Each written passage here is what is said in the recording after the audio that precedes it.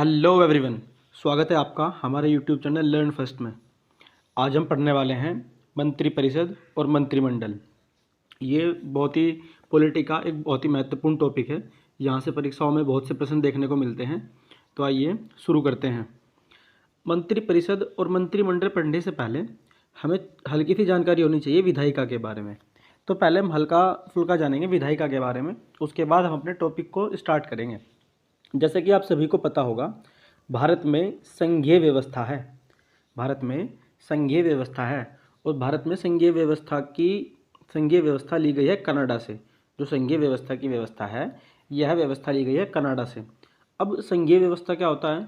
संघीय व्यवस्था से तात्पर्य है कि केंद्र प्लस राज्य, केंद्र स्तर पर और राज्य स्तर पर सरकार का गठन होगा। अर्थात जो सरकार होगी वह दो स्तर पर बनेगी, एक केंद्र स्तर पर और एक राज्य स्तर पर, और राज्य मिलकर ही क्या बनाएंगे? केंद्र। तो भारत में कैसी व्यवस्था है? भारत में संघीय व्यवस्था है। अब संघीय व्यवस्था में जो भारतीय संविधान है, भारतीय संविधान में सभी कार्यों को करने के लिए 3 अंग बनाए गए हैं, जिसमें पहला है विधायिका। विधायिका वह समूह जो विधेयक या बिल बनाने का कार्य करता है या बिल को पेश करता है और उसे पारित करता है। अर्थात वह समूह जो कानून बनाता है, वह समूह क्या कहलाता है? विधायिका। और दूसरा अंग है कार्यपालिका। कार्यपालिका होता है वह समूह जो भी नियम कानून बनाए गए हैं जिनको पालन करेगा।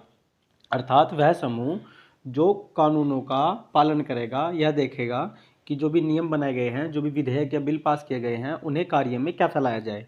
तो वह समूह कहलाएगा कार्यपालिका। और तीसरा अंग है न्यायपालिका। न्यायपालिका वह अंग है जो कानून तोड़ने पर सजा देता है। अर्थात सजा देने का जो भी कार्य करेगा वे करेंगे न्यायपालिका। अब हम थोड़ा सा जान ले विधायिका के बारे में। भारत में विधायिका 2 स्तर पर बनाई गई है। पहला संघीय विधायिका और दूसरा राज्य विधायिका।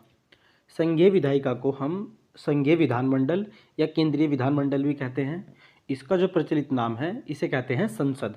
मतलब संघीय विधायिका को आम बोलचाल की भाषा में कहते हैं संसद। और संसदीय व्यवस्था ली गई है ब्रिटेन से।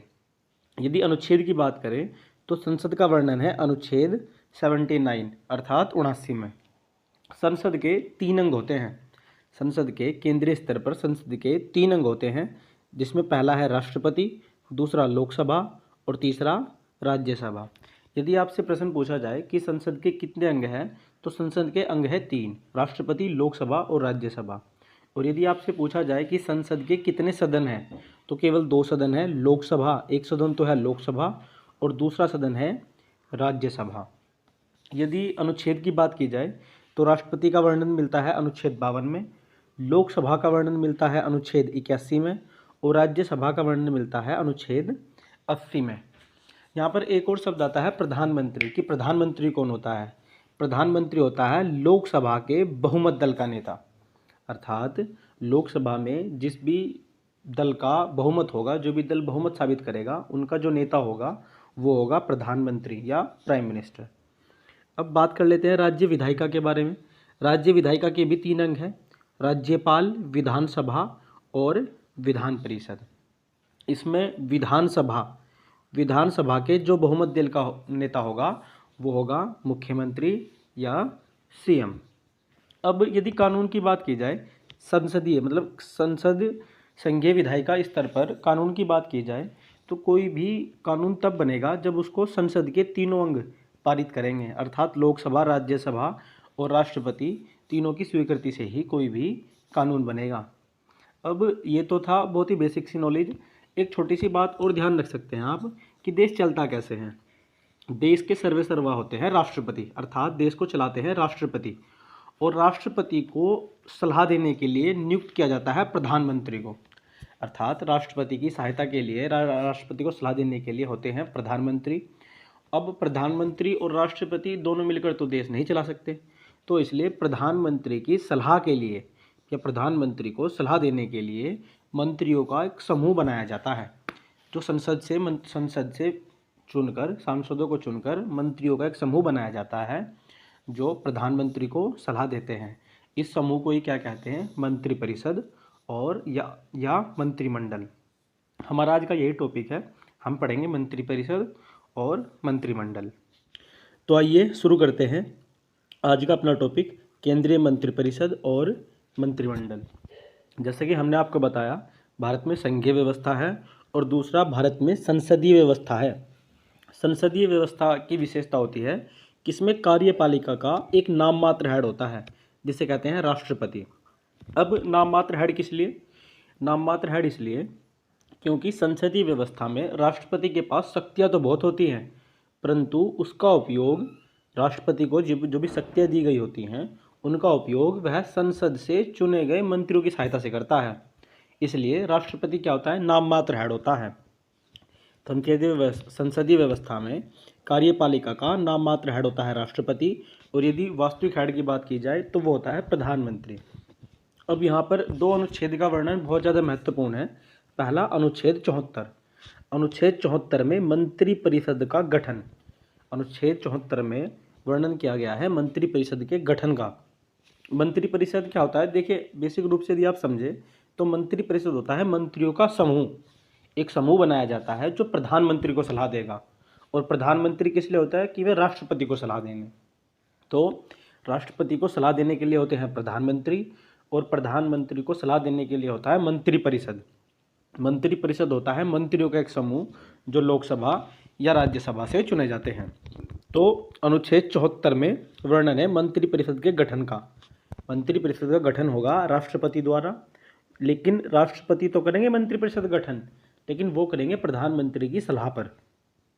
मंत्रिपरिषद का गठन किया जाएगा राष्ट्रपति द्वारा, परंतु प्रधानमंत्री की सलाह पर। और दूसरा अनुच्छेद है अनुच्छेद 75। इसमें वर्णन है प्रधानमंत्री, पीएम मतलब प्राइम मिनिस्टर या प्रधानमंत्री का वर्णन है मंत्रिपरिषद के हेड के रूप में, कि प्रधानमंत्री कौन होगा? प्रधानमंत्री होगा मंत्रिपरिषद का हेड, और प्रधानमंत्री की नियुक्ति करेंगे राष्ट्रपति, और प्रधानमंत्री को किसी भी सदन से चुना जा सकता है। लोकसभा हो या राज्यसभा हो, दोनों ही सदन से प्रधानमंत्री को चुना जा सकता है। तो अनुच्छेद 75 में मुख्य रूप से वर्णन है प्रधानमंत्री का, और उसमें मंत्रियों संबंधी अन्य वर्णन भी है। अब मंत्रिपरिषद और प्रधानमंत्री, मंत्रिपरिषद और प्रधानमंत्री की सहायता से राष्ट्रपति देश का शासन चलाते हैं। आपको याद रखना होगा कि मंत्रिपरिषद और प्रधानमंत्री की सलाह से राष्ट्रपति देश का शासन चलाते हैं। तो यदि वास्तविक शक्ति की बात की जाए तो वास्तविक शक्ति आ जाती है प्रधानमंत्री के हाथों में। इसलिए प्रधानमंत्री को कार्यपालिका का वास्तविक हेड कहा जाता है। यदि आपकी परीक्षा में प्रश्न आता है कि कार्यपालिका का नाम मात्र हेड कौन होता है, तो उसका आंसर है राष्ट्रपति। और यदि आपसे पूछा जाए कि वास्तविक हेड कौन है, कार्यपालिका का वास्तविक हेड कौन है, तो उसका आंसर है प्रधानमंत्री अर्थात प्राइम मिनिस्टर।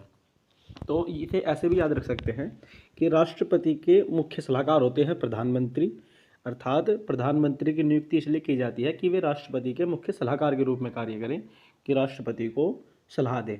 इसके अलावा मंत्रिपरिषद की नियुक्ति इसलिए की जाती है कि वे प्रधानमंत्री को सलाह दें। तो मंत्रिपरिषद क्या होती है? अनुभवी लोगों का एक समूह, संसद से कि दोनों सदनों में से चुने गए अनुभवी लोगों का समूह बनाकर मंत्रिपरिषद बनाई जाती है जो प्रधानमंत्री को सलाह देती है। तो कार्यपालिका का वास्तविक हेड कौन होता है? प्रधानमंत्री। नेक्स्ट, यदि मंत्रियों की बात की जाए, मंत्रिपरिषद क्या होता है? मंत्रियों का समूह।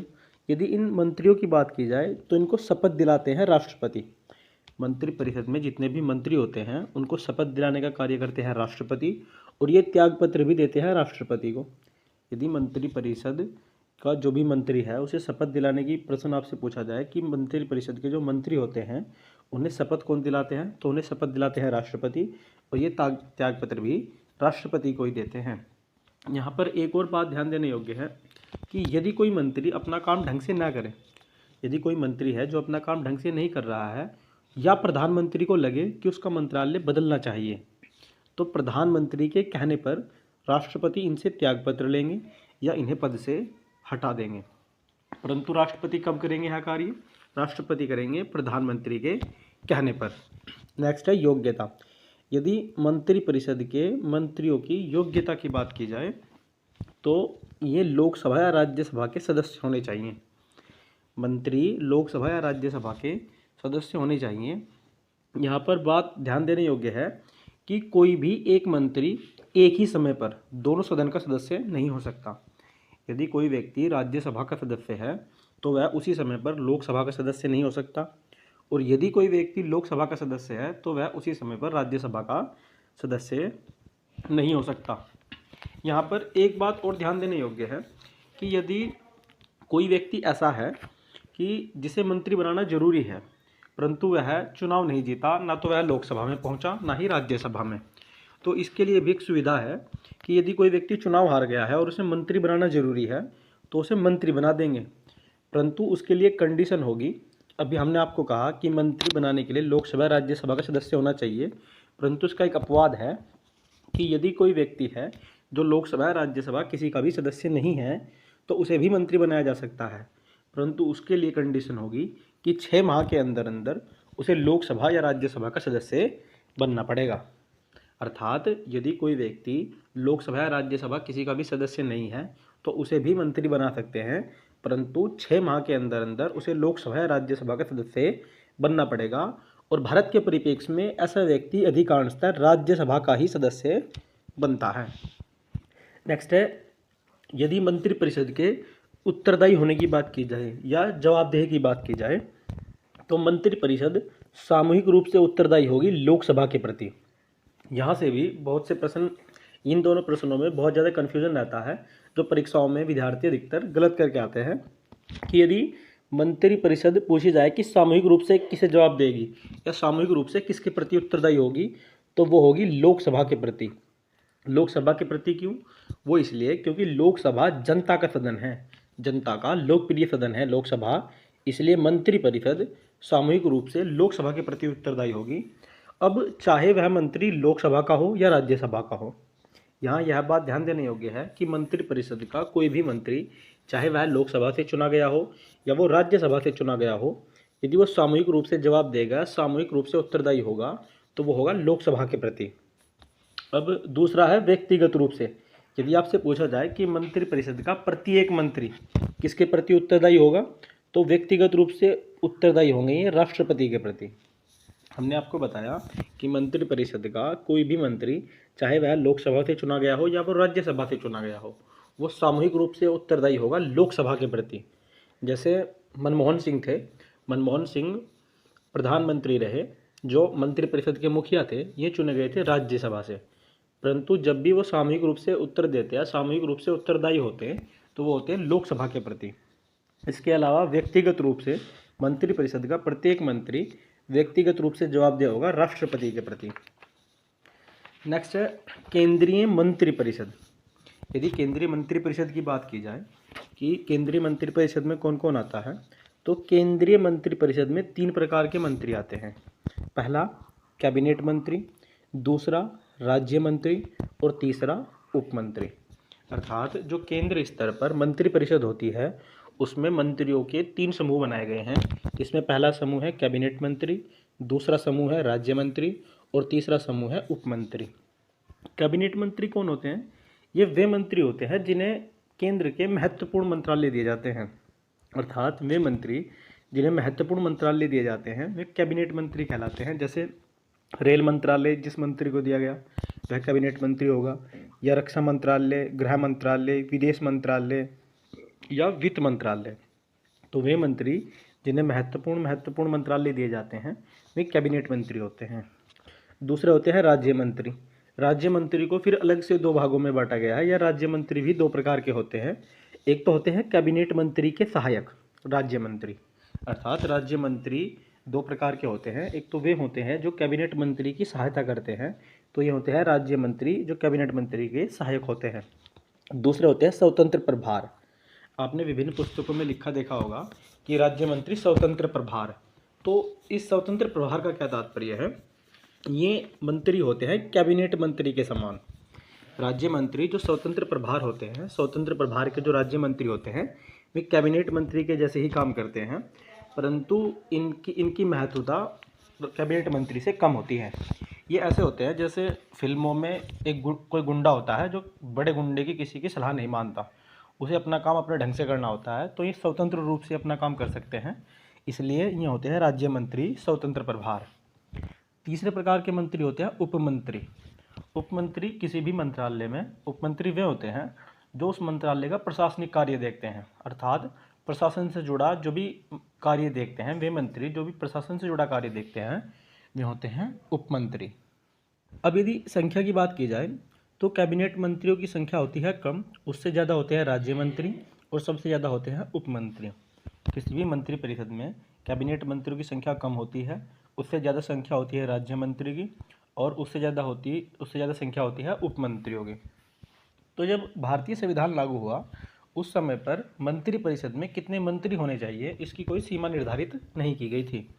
यह आपको ध्यान देना होगा कि जब भारतीय संविधान लागू हुआ तो उस समय मंत्री परिषद में कितने मंत्री होने चाहिए उसके बारे में कोई सीमा निर्धारित नहीं की गई थी, परंतु फिर हुआ 91वें संविधान संशोधन 2003। 91वें संविधान संशोधन 2003 में तय किया गया कि मंत्री परिषद में जो मंत्रियों की संख्या होगी वो लोकसभा के 15% से अधिक नहीं होनी चाहिए। अर्थात जिस समय मंत्री परिषद का गठन किया जा रहा हो उस समय लोकसभा में कितनी सीट्स हैं उसके 15% से ज़्यादा मंत्रियों की संख्या नहीं होनी चाहिए। यदि मंत्री परिषद के कार्यों की बात की जाए तो मंत्री परिषद के प्रमुख कार्य होते हैं, एक तो राष्ट्रपति की सहायता करना, राष्ट्रपति देश का शासन चला रहे हैं, उन्हें देश के शासन चलाने में सहायता करना या उन्हें सलाह देना। दूसरा होता है विकासात्मक कार्य, तो जितने भी विकासात्मक कार्य होते हैं वे सब मंत्री परिषद के मंत्री तो करते हैं। जैसे रेल मंत्रालय में कोई विकास का कार्य हुआ तो उसे रेल मंत्री करेंगे, या फिर वित्त मंत्रालय संबंधित जो भी कार्य हो उसे वित्त मंत्री करेंगे। तो विकासात्मक कार्य करना किसका कार्य होता है? मंत्री परिषद का। तीसरा बजट या आय विवरण पेश करना कि कितना खर्च हुआ, किसी मंत्रालय में कितना खर्च हुआ और कितने की उन्हें आगे आवश्यकता है, तो बजट या आय विवरण पेश करना भी मंत्री परिषद का प्रमुख कार्य है। इसके अलावा नीति निर्माण करना, मतलब नीतियों का निर्माण करना कि किस मंत्रालय को किस तरीके से चलाया जाना चाहिए, वो सभी नीतियाँ भी मंत्री परिषद ही बनाती है। नेक्स्ट हम देखते हैं कि मंत्री परिषद और मंत्रिमंडल, इन दोनों शब्दों को लेकर विद्यार्थी बहुत ज़्यादा असमंजस्य में रहते हैं, बहुत ज़्यादा कंफ्यूज रहते हैं। परंतु अगर आप इसे सही से अभी हम आपको जब पढ़ाएंगे तो आपको कभी भी जीवन में इन दोनों शब्दों को लेकर कन्फ्यूज़न नहीं होगा। यदि हम बात करें कि मंत्री परिषद क्या होता है, तो मंत्री परिषद एक समूह है जिसमें प्रधानमंत्री होते हैं, कैबिनेट मंत्री होते हैं, राज्य मंत्री होते हैं और उपमंत्री होते हैं। तो मंत्री परिषद क्या है? मंत्री परिषद एक समूह है प्रधानमंत्री, कैबिनेट मंत्री, राज्य मंत्री और उपमंत्रियों का। तो अब मंत्रिमंडल क्या है? बहुत बार मतलब ऐसा होता है कि प्रधानमंत्री सभी मंत्रियों को बुलाकर तो बार बार मीटिंग नहीं कर सकते, बार बार उन्हें बुलाकर सलाह तो नहीं ले सकते। तो जैसे ही समय बीतता गया तो प्रधानमंत्री को लगने लगा कि सभी मंत्रियों को बुलाया जाना जरूरी नहीं है, आप केवल कैबिनेट मंत्री को बुला लीजिए। मतलब प्रधानमंत्री क्या करते थे, कुछ प्रधानमंत्रियों के शासनकाल में प्रधानमंत्री क्या करते थे कि वो राज्य मंत्री और उपमंत्रियों को ना बुलाकर केवल कैबिनेट मंत्रियों को ही बुलाकर उनसे सलाह मशवरा करके कोई भी निर्णय ले लेते थे। तो इस समूह को क्या कहा गया? इस समूह को कहा गया मंत्रिमंडल। आपको ये दोनों शब्द क्लियर हो गए होंगे कि मंत्री परिषद क्या है। मंत्री परिषद समूह है प्रधानमंत्री, कैबिनेट मंत्री, राज्य मंत्री और उपमंत्री का, जबकि मंत्रिमंडल समूह है प्रधानमंत्री और केवल कैबिनेट मंत्री का। आपको इन दोनों शब्दों में थोड़ी क्लैरिटी हो गई होगी। अब यदि बात की जाए कि यदि मंत्री परिषद, यहाँ से भी कई बार प्रश्न आता है कि यदि मंत्री परिषद के एक मंत्री के खिलाफ अविश्वास प्रस्ताव लाया जाए, मंत्री परिषद के किसी भी एक मंत्री ने कुछ गलत काम किया और उसके खिलाफ अविश्वास प्रस्ताव आया और अविश्वास प्रस्ताव पारित हो गया, तो सभी के सभी मंत्रियों को, यहाँ तक कि प्रधानमंत्री को भी त्यागपत्र देना होगा। वो इसलिए क्योंकि ये सभी एक साथ मिलकर उत्तरदायित्व निभाते हैं, ये सामूहिक रूप से उत्तरदायित्व निभाते हैं। तो यदि मंत्री परिषद के एक मंत्री के खिलाफ भी अविश्वास प्रस्ताव पारित हुआ तो सभी के सभी मंत्रियों को, यहाँ तक कि प्रधानमंत्री को भी त्यागपत्र देना होगा, क्योंकि ये सभी मिलकर एक साथ मिलकर उत्तरदायित्व निभाते हैं। यदि आपको अविश्वास प्रस्ताव या विश्वास प्रस्ताव इन सभी शब्दों में कन्फ्यूज़न है तो हमने इस पर भी एक अलग से डेडिकेटेड वीडियो बनाया है, उसका लिंक नीचे डिस्क्रिप्शन में दिया गया है, आप उस वीडियो को जाके देख सकते हैं और चीज़ों को बहुत आसानी से समझ सकते हैं। तो हमने अभी पढ़ा कि यदि मंत्री परिषद के एक मंत्री के खिलाफ भी अविश्वास प्रस्ताव लाया जाए और वह पारित हो जाए तो सभी पूरे के पूरे मंत्री परिषद को त्यागपत्र देना होगा।